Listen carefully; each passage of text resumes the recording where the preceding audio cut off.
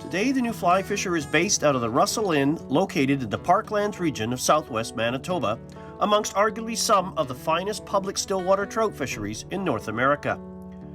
The shallow, productive lakes nestled within this region have specifically been selected and groomed for their potential to grow healthy trophy trout. The Russell Inn is the Stillwater hub of the Parklands region, rich with amenities for the fly fisher, including great food, accommodation, Wi-Fi, convenience store, and gas station. Everything you need is at your feet, enabling you to focus on the fantastic stillwater fly fishing this region has to offer.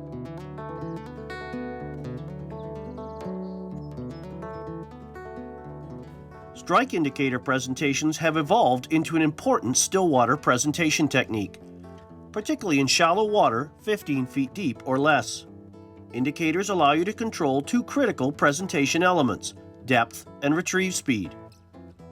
Depth is governed by the distance set between the strike indicator and flies, so they suspend just above the bottom.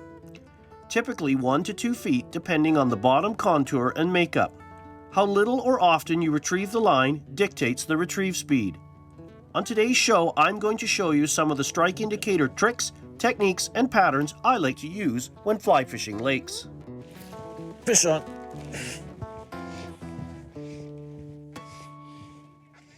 Looks like a brown trout. Hard to tell yet. It's fighting like a brown, but it's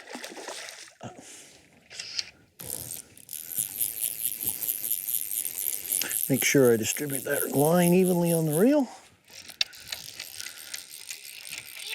And it's a brown trout. Nice plump brown trout. Look at the shoulders on that thing.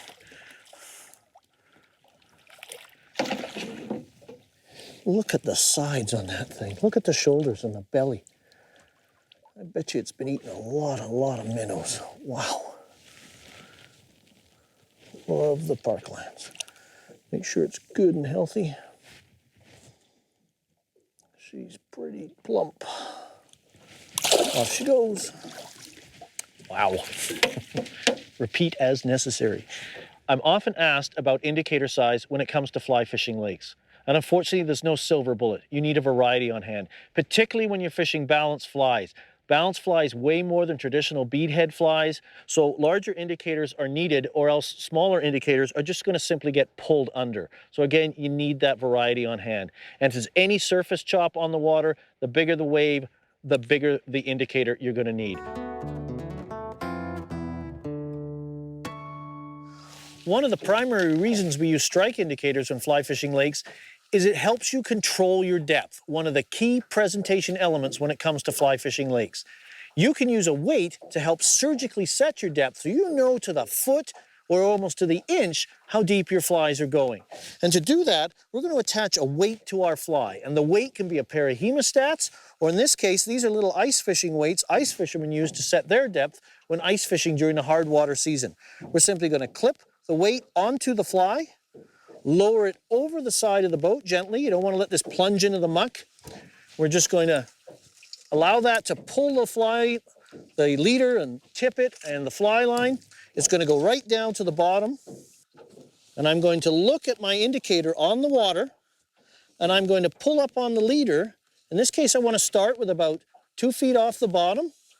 I'm going to set my indicator. I'm going to lower down again and gauge the distance between the indicator and the water surface. That will tell me when I take the weight off, of course the indicator is going to come up and suspend on the surface.